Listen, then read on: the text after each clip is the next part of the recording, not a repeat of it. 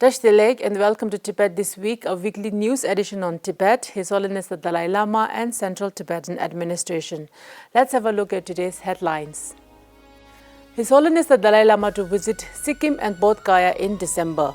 His Holiness the Dalai Lama meets former President of European Parliament, Dr. Hans-Gert Tsering.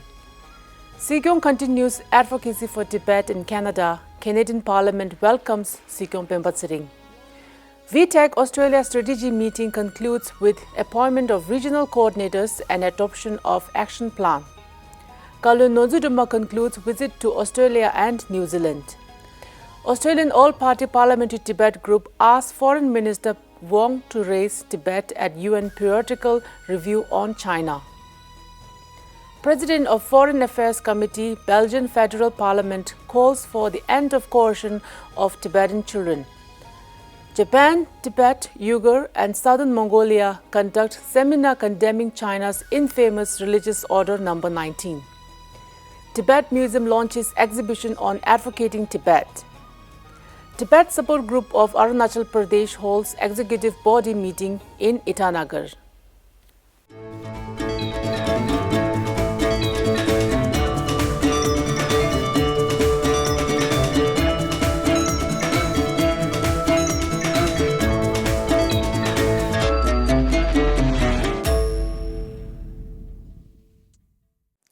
According to the website of Office of His Holiness the Dalai Lama, His Holiness the Dalai Lama will give a one-day teaching on Gyaltse Thome Sangpo's 37 practices of Bodhisattva Laglen Soduma at Belgian Stadium in Sikkim at the request of the Sikkim state government. Following that, on 14 December, His Holiness will give a general teaching followed by the ceremony of generation of Bodhicitta Semke at Semgu Monastery in Salugara, West Bengal. His Holiness will begin his visit and teachings in Bodh Gaya from 20th December till January 1st. On Monday this week, Dr. Hans-Gert Tsering, a former president of the European Parliament and a close friend of His Holiness the Dalai Lama, visited the latest residence in Dharamshala. Your Holiness, I remember when we had a preparatory meeting in my office as President of the European Parliament.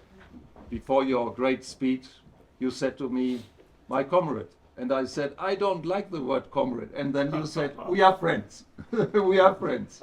And since then, we are friends. Following his meeting with His Holiness, Dr. Tsering visited Central Tibetan Administration, where he met and interacted with the officiating Sikyong Thalam Doma Changra, the Education Minister. On Tuesday this week, Dr. Hans-Gert Tsering, former President of the European Parliament, visited the Tibetan Parliament in exile. He had a meeting with Speaker Khenpo Sonam Tempel, Deputy Speaker Dolma and members of the Standing Committee and discussed various issues of shared interest. Sikyong Penpa Tsering of the Central Tibetan Administration was welcomed at the Canadian Parliament on Wednesday this week. Canadian MP and the new chair of the Canadian Parliamentary Friends of Tibet, James Maloney, welcomed Sikyong in the presence of Speaker Greg Fergus and members of the House. Elected as Sikyong in 2021, he's the voice of the Tibetan people around the world, including right here in Canada, Mr. Speaker.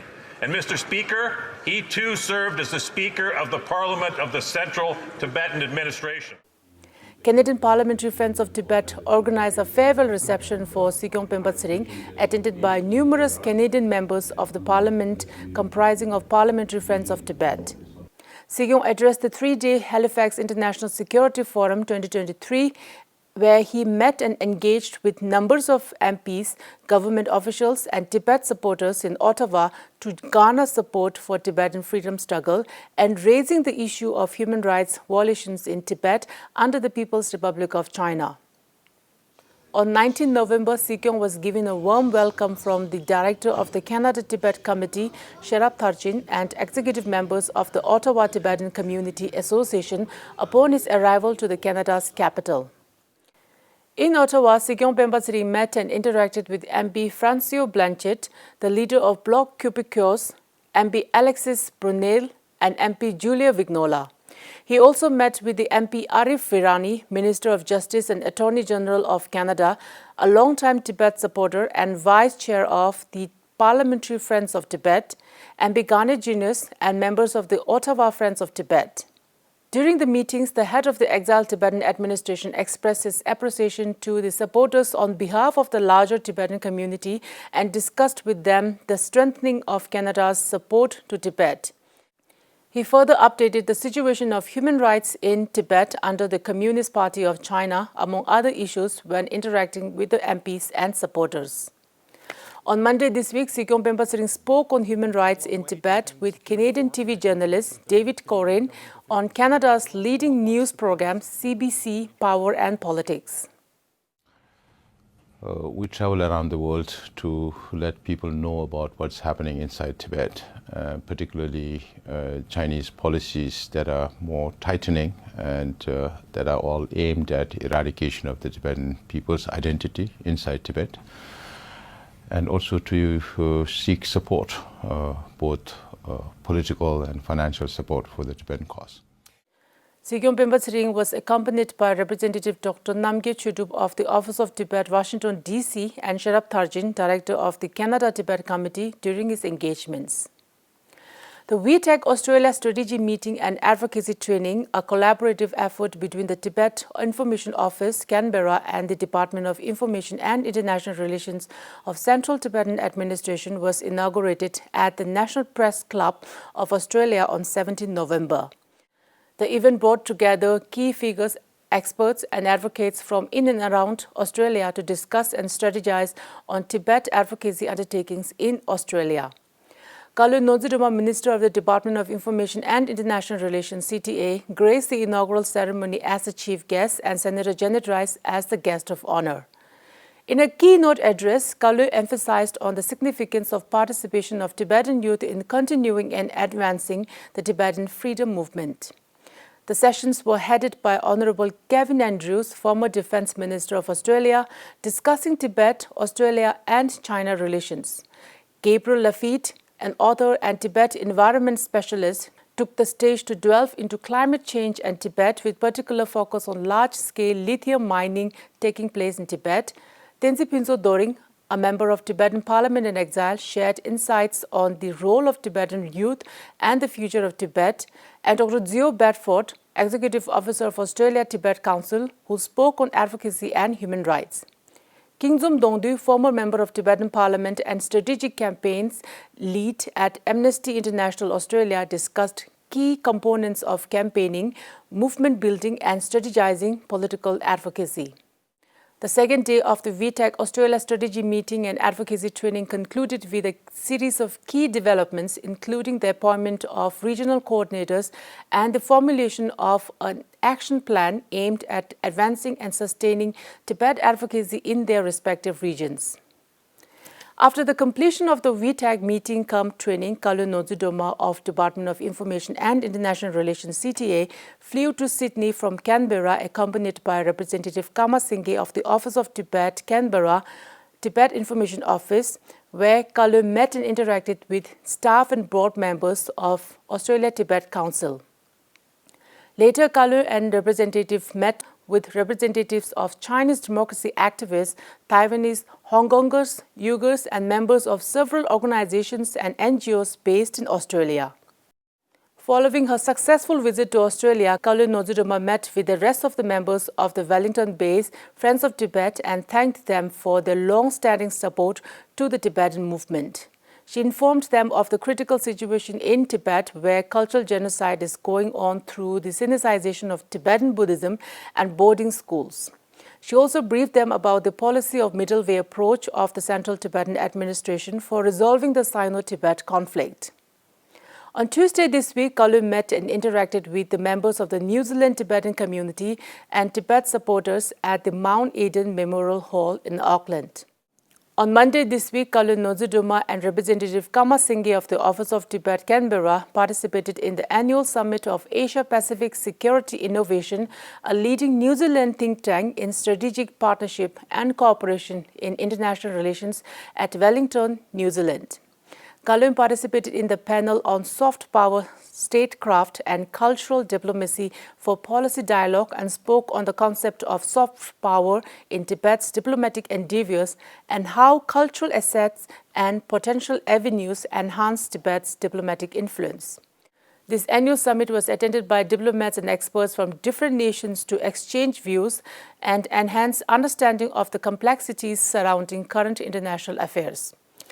The Australian All-Party Parliamentary Group for Tibet on 16 November wrote to Foreign Minister Penny Wong urging her to raise the Sino-Tibet conflict and China's appalling human rights record at the UN Periodical Review on China due to take place in January 2024. The co-chairs of the group, comprising Senator Dean Smith, Susan Templeman, MP, and Senator Janet Rice, have appealed to the Foreign Minister to ensure that Australia's submission to China's Universal Periodic Review directly reference Tibet and Tibetan rather than using terms such as ethnic minorities or religious minorities, which are the terms encouraged by the Chinese government. The letter concludes with the members expressing hope for Australia to uphold the integrity of UPR process and Australia's commitment to human rights. On Monday this week, on the occasion of World Children's Day, Ms. Van Hoof, President of Foreign Affairs Committee of the Belgian Federal Parliament, condemns the forced assimilation of the 1 million Tibetan children in Chinese state-run boarding schools separated from their families. She calls this policy, which aims to eradicate Tibetan language, culture, religion and identity, unacceptable.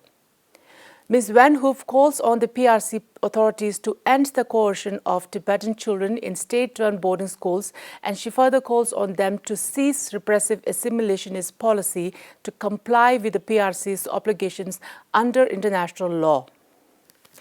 On Monday this week, Save Tibet Network and Tibet House Japan organized a seminar on China's Religious Order No. 19, issued on September 1st at Shinjuku Historical Museum in Tokyo. The panelists, comprising Japanese parliamentarian Mitsushi Bayashi Hiromi, Dr. Miyawaki Junko, Vice Chairman of Super Sangha Reverend Kobayashi Shui, and Dr. Guruvat Achar, Secretary General of Southern Mongolia Congress, Subodh Mohammed of Japan Uyghur Association, and Dr. Arya Tsawang Gebo of the Liaison Office of His Holiness the Dalai Lama spoke on the dreadful nature of this order. Since the Tibet Museum of the Department of Information and International Relations of the Central Tibetan Administration moved to Kangching Kishong, the seat of the Central Tibetan Administration, visitor footfall has decreased to 35,000 from 80,000 annual visitors. But with a traveling exhibition, the Tibet Museum intends to engage and advocate for a more diverse community, particularly tourists visiting McLeodganj who already have a higher affinity for Tibet and its rich Tibetan heritage. Starting today, 20th November, the Tibet Museum is starting a 5-day traveling exhibition titled Advocating Tibet, open to the general public, with an intent to engage and advocate the diverse community, particularly the visiting tourists in McLeodganj here at the courtyard of Tsuklakang, the main temple. Currently, we are targeting 5 days, starting from Monday to Friday. So in these 5 days, for the first 2 days, we will be exhibiting Indo-Tibetan, the relationship, traveling exhibition based on Indo-Tibetan relationship. So that is very important because most of the visitors here, I think around 90% of them are Indian. So they should know, how India and Tibet, not only geographically, they are neighboring countries, but through culture, through religion, through various cultural heritage, they are brother and sister. So I think we should tell them the truth about how the Tibetan Buddhism came from India, how the literature and language came from India. So I think through this photographic exhibition, one will understand all the detailed historical, the fact and figures about that. Whatever I've read and gone through, I extremely appreciate the relation between my country, India, and Tibet, and the way Dalai Lama, His Highness, he is here, and how both the countries have, taken care of each other and where we are standing today. So thank you very much, and we appreciate everything that Tibetans do in our country. Till today that we cherish the relationship, like as I see from Nehru onwards, different prime ministers, Nehru, Indira Gandhi, then Lal Bahadur Shastri, then afterwards we come even Rajiv Gandhi, until now Modi also. Though we have internal fights and internal conflicts also, but Atiti Dev Bhav, that we find God in our guests. So they are also our people. So that relationship which was touching for us, for me to learn and to see and to cherish the relationship. The Tibet Support Group of Arunachal Pradesh held an executive body meeting under the chairmanship of Sri Tak Tarak, President of Tibet Support Group of Arunachal Pradesh in Itanagar on 19th November. The meeting was attended by Sri R.K. Krime, former MP and National Convener, Core Group for Tibetan Cause India, Tenzin Tsundu, Tibetan activist and writer, Dr. Leki Wangcho, Chairman of State Food Commission and President of Itanagar Buddhist Culture Society, Sri Doji Pinzo, heads of the different communities in the state and number of well-wishers. Tibet Support Group Arunachal Pradesh consists of 40 new executive members, and the members were selected from the prominent personalities of the state such as former ministers, former MLAs, corporators, former panchayat leaders, government officers and officials. That is all the news for this week's edition of Tibet This Week. Thank you for watching Tibettv.